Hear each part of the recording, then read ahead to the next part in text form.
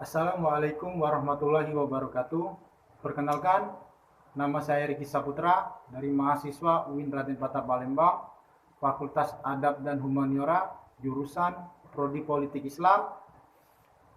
Dalam video kali ini, saya akan mempresentasikan mata kuliah politik gender yang telah kami belajar dan kami diskusi bersama teman-teman selama 1 semester ini. Ada 4 pokok pembahasan mata kuliah politik gender ini. Yang pertama, feminisme dan ruang lingkupnya. Yang kedua, politik gender dan perkembangannya. Yang ketiga, menganalisis studi kasus calon bupati perempuan yang ada di Musirawas. Dan yang keempat, analisis kebijakan bias gender yang ada di Indonesia, baik berupa revisi undang-undang maupun peraturan pemerintah. Langsung saja yang pertama, saya akan membahas feminisme dan ruang lingkupnya. Feminisme adalah serangkaian gerakan sosial, gerakan politik, dan ideologi yang memiliki tujuan yang sama, yaitu untuk mendefinisikan, membangun, dan mencapai kesetaraan gender di lingkup politik, ekonomi, pribadi, dan sosial. Feminisme menggabungkan posisi laki-laki diprioritaskan dibandingkan dengan posisi perempuan yang tidak diprioritaskan. Dalam upaya ini, feminisme menggabungkan dalam memerangi stereotip gender serta berusaha membangun peluang pendidikan bagi kaum perempuan dan membuat suatu gerakan yang profesional yang setara dengan laki-laki. Dalam profesional dalam hal ini memberikan pendidikan yang terbaik, memberikan hak-hak perempuan dengan seadil-adilnya sesuai dengan laki-laki yang diprioritaskan tadi. Nah, gerakan feminisme terus mengkampanyekan hak-hak perempuan, termasuk hak untuk memilih, memegang jabatan politik, bekerja, dan mendapatkan upah yang adil. Beberapa cendekiawan berpendapat kampanye feminisme sebagai kekuatan utama di balik perubahan sosial yang ada pada saat ini, baik di Indonesia maupun di dunia. Teori feminisme bertujuan untuk memahami sifat ketidaksetaraan gender dari kaum laki-laki dengan kaum perempuan. Gerakan ini dimulai sejak abad ke-18 hingga sekarang. Nah, jadi feminisme itu adalah kesimpangan atau ketidaksetaraan gender yang terjadi antara kaum laki-laki dan perempuan. Ruang lingkupnya ini hanya ada di perempuan, perempuan mengkampanyekan hak-hak mereka untuk beraspirasi di muka publik maupun di bidang-bidang politik lainnya. Yang kedua, politik gender dan perkembangannya.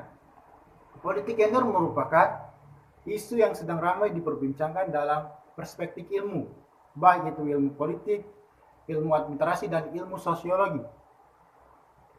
Perempuan merupakan elemen terpenting dalam pembangunan politik dan demokrasi bangsa. Keterwakilan perempuan dalam politik merupakan bentuk implementasi dari konvensi penghapusan segala bentuk diskriminasi terhadap perempuan. Pada tanggal 18 Maret 2005, 180 negara anggota PBB menetapkan secara universal prinsip-prinsip persamaan hak antara laki-laki dan perempuan. Perkembangan politik gender yang ada di Indonesia sudah lama terbentuk dari organisasi-organisasi perempuan, antara lain yaitu organisasi Pawijatan Wanito di Magelang yang didirikan pada tahun 1915. Dan di Surabaya ada juga organisasi yang bernama Putri Budi didirikan pada tahun 1917.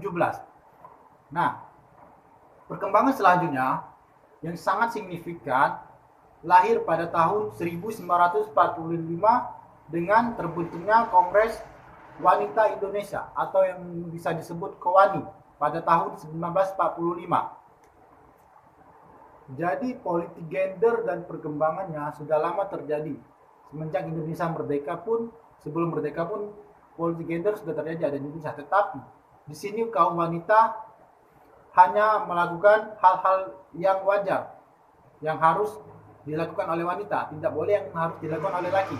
Yang tidak boleh terjun di dunia politik, di dunia hukum maupun di dunia yang bersangkutan dengan orang banyak. Dalam ini saya menyimpulkan politik gender di Indonesia berkembang sebelum Indonesia merdeka, tetapi kaum perempuan masih sangat didiskriminasi oleh kaum laki-laki, tidak sejajar kesetaraan gendernya. Jadi menurut saya dari zaman sebelum merdeka dan zaman sekarang itu sama signifikan perubahannya. Mungkin diakibatkan dengan kampanye-kampanye feminisme yang terjadi di seluruh belahan dunia dan terdampak juga di Indonesia. Sehingga dari zaman sebelum merdeka sampai zaman sekarang perubahan wanita itu sangat signifikan. Yang mana sebelum tidak boleh terjun ke dunia politik, dunia hukum maupun dunia yang bersifat laki-laki itu sekarang sudah diperbolehkan. Baik itu bekerja di kantor, terjun langsung ke dunia politik, terjun ke kejaksaan, itu pun wanita sekarang sudah diperbolehkan karena sudah disetarkan gender yang telah diatur oleh PBB pada tahun 1987. Dan yang ketiga saya akan menganalisis calon bupati perempuan yang ada di Musirawas. Contohnya saja sekarang kan, calon bupati perempuan yang pertama di Sumatera Selatan, bagian selatan, itu hanya ada di Musirawas yang telah terpilih menjadi bupati pada tahun 2021 ini. Nah, begitu dampak perempuan saat ini sangat terasa, sehingga calon bupati yang mencalonkan diri di Musirawas saja sudah terpilih, yang mengalahkan Haji Hendra Gunawan, dan yang calon perempuan ini Haja Ratna Matsmud. Sehingga pada zaman sekarang ini perempuan tidak bisa dianggap remeh lagi seperti dulu. Nah, kemudian dari pencalonan ini yang ada di Musirawas, perempuan sangat diminati dalam pemimpinan. Karena menurut masyarakat, kaum laki-laki memimpin itu visi misinya hanya itu saja, yang hanya dipikirkan hanya bagaimana cara mensejahterakan seluruh orang dan sebagainya. Beda dengan kepemimpinan perempuan. Kepemimpinan perempuan sangat signifikan, langsung terjun ke lapangan, menyuarakan aspirasi wanita-wanita yang tertindas, yang dilakukan oleh kaum laki-laki yang tidak sesuai dengan sifat mereka, dan bisa mewakilkan perempuan di muka publik. Dan yang keempat, pembahasannya yaitu analisis kebijakan bias gender di Indonesia. Pemerintah mendukung dan menerbitkan peraturan pemerintah nomor 8 tahun 2008, yakni tata cara penyusunan, pengendalian, dan nomor 9 ini tahun 2000 tentang pengarustamaan yang paling utama yaitu gender PUG dalam pembangunan nasional. Tahun 2008 menjadi salah satu awal pergolakan politik gender di Indonesia. Dengan dikeluarkannya Undang-Undang Nomor 2 Tahun 2008 tentang partai politik yang membahas anggota parlemen baik itu legislatif, yudikatif maupun eksekutif, yang anggota parlemennya harus memiliki 30% suara dari kaum perempuan.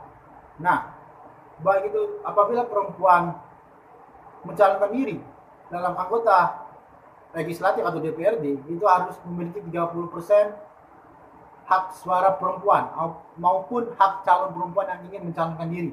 Di sini partai politik harus membagi 30% ini untuk kaum perempuan. Tidak boleh diambil semua oleh kaum laki-laki yang telah diterbitkan Undang-Undang Nomor 2 Tahun 2008 tentang partai politik.